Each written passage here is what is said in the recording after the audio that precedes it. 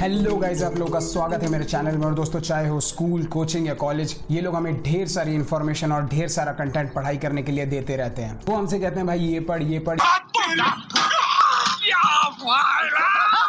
लेकिन क्या कभी उन्होंने हमको रोक के ये बताया कि एक्चुअली पढ़ाई करने का सही तरीका क्या होता है? किसी भी चीज को लर्न करने के दो हिस्से होते हैं, पहला उस चीज को समझना और दूसरा उस चीज को याद रखना। आज की वीडियो में मैं आपको 3 साइंटिफिकली प्रूवन टिप्स बताऊंगा जो बार बार टेस्ट में प्रूव हुई हैं कि सबसे एफिशिएंट तरीके होते हैं जो आपको किसी भी चीज को प्रॉपरली अंडरस्टैंड करने में और मेमोराइज करने में हेल्प करेंगी। दोस्तों, इस चैनल पे मैं ढेर सारी वैल्यूएबल इन्फॉर्मेशन शेयर करता हूं और मैं बिल्कुल नहीं चाहता कि आप इस इन्फॉर्मेशन पे मिस आउट करें। So please subscribe to this channel.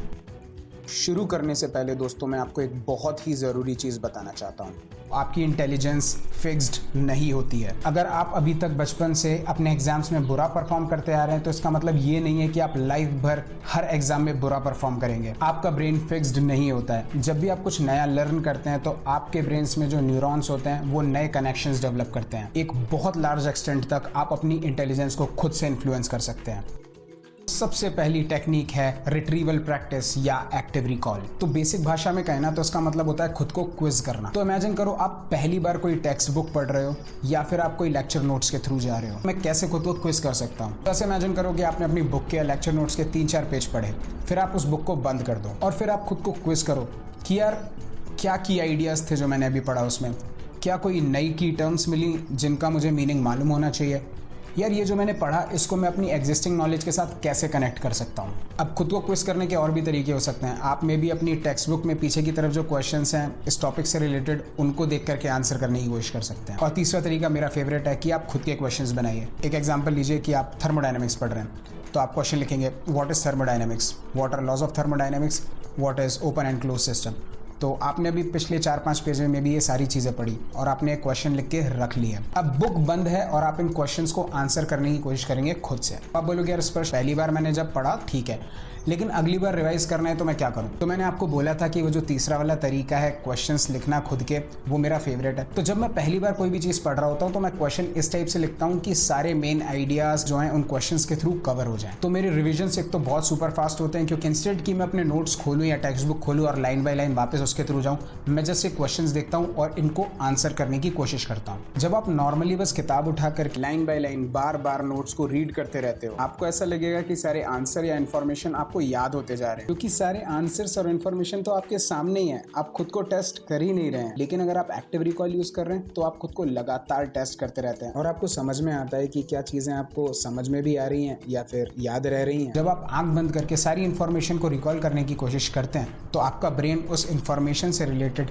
जितने भी ब्रेन में न्यूरॉन्स हैं उनको स्ट्रेंथन कर देता है। हालांकि आपका ब्रेन मसल्स की तरह नहीं है, लेकिन जैसे आप जिम में अगर अपने मसल से मेहनत करवाते हो तो आपकी मसल स्ट्रेंथन होती जाती है, स्ट्रांग होती जाती है। वैसे अगर आप अपने ब्रेन से रिट्रीवल करवा के मेहनत कराते हो तो जो आपकी मेमोरी है वो और ज़्यादा स्ट्रेंथन होती जाती है।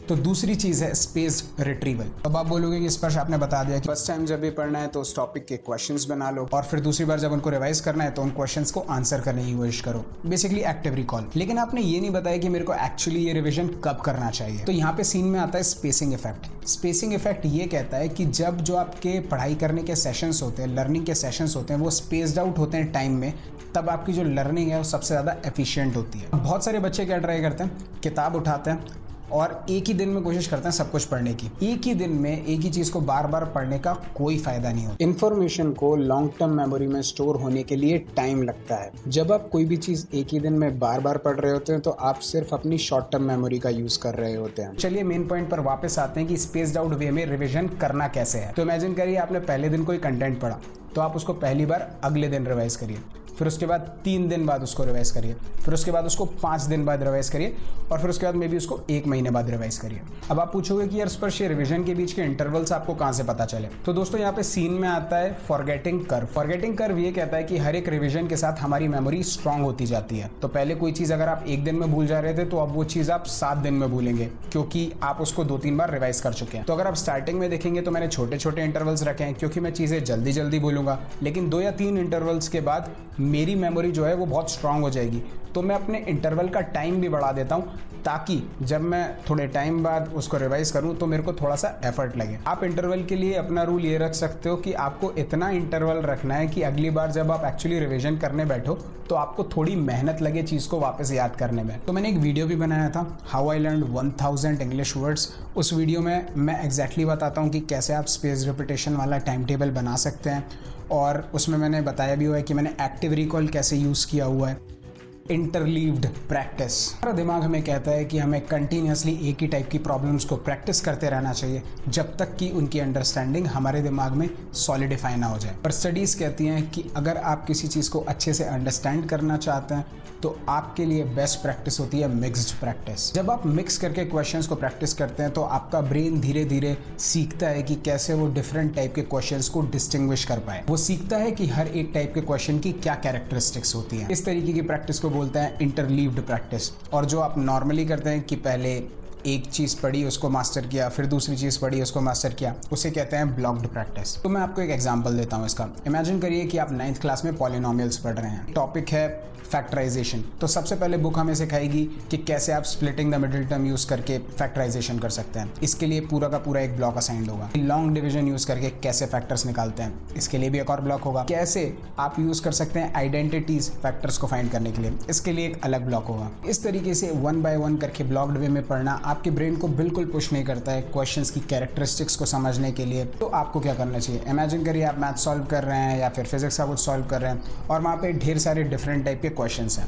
आप डिफरेंट टाइप के क्वेश्चंस के एक एक क्वेश्चन को अटेम्प्ट कर लीजिए ताकि सारे डिफरेंट टाइप ऑफ क्वेश्चंस का आपको एक रफ आइडिया मिल जाए। जब आपको सारे क्वेश्चंस का थोड़ा रफ आइडिया मिल गया तो आप जाइए कोई ऐसी जगह पे जहाँ पे आपको एक मिक्सचर ऑफ क्वेश्चंस मिल जाए। मे बी वो आपकी बुक के पीछे एक बड़ा सा क्वेश्चन सेट हो या फिर आपकी टीचर ने आपके साथ कोई शीट शेयर की हो। एक बार अगर आप सोचें तो एक्चुअली आपके एग्जाम्स भी बेसिकली मिक्स्ड ही होते हैं। ऐसा नहीं होता कि पहले वो आपको एक टॉपिक के क्वेश्चन दे देते हैं फिर दूसरा टॉपिक। इंस्टेड सारे क्वेश्चन एक दूसरे के साथ इंटरलीव्ड होते हैं और हम जितना क्लोज एग्जाम के प्रिपरेशन कर पाएंगे उतना ही अच्छा हम एग्जाम में परफॉर्म कर पाएंगे।